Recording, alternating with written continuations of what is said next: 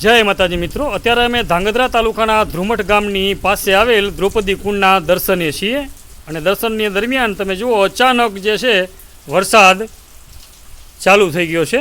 એક બાજુ આ વરસાદનું વાતાવરણ છે, એક બાજુ તડકો છે અને એક બાજુ આ માતા દ્રૌપદીજીનું અને 5 પાંડવોનું આ એક વિશેષ સ્થાન આવેલું છે,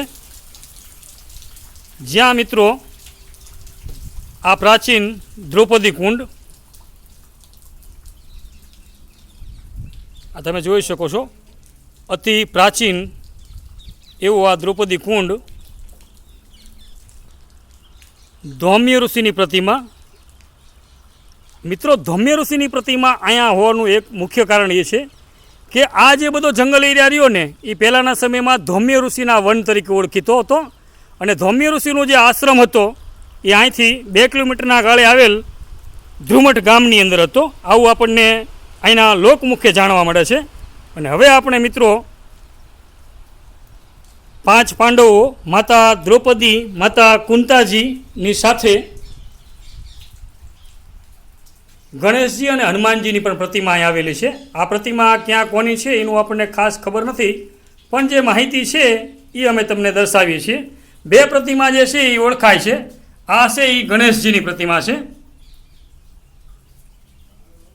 અને નીચેના ભાગે અહીંયા હનુમાનજીની પ્રતિમા છે। અને મિત્રો, ભીમસેન દ્વારા સ્થાપિત થયેલ શિવલિંગ ભીમનાથ મહાદેવનું પણ અહીંયા એક મંદિર આવેલું છે। આ એ લિંગ છે જે ભીમસેન દ્વારા સ્થાપિત થયેલી।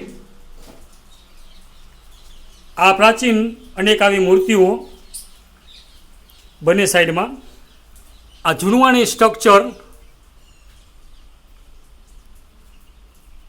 એક સાઈડમાં ગણેશજી, નંદી મહારાજ, હનુમાનજી મહારાજ અને એક બહારની સાઈડમાં અહીંયા વિશેષપણે આપણે કહી શકીએ આ હનુમાનજી જે રહ્યા ને એ કુંડની અંદરથી મળી આવેલી મૂર્તિ, એટલે આમને જે છે ને કુંડિયા હનુમાન તરીકે ઓળખવામાં આવે છે।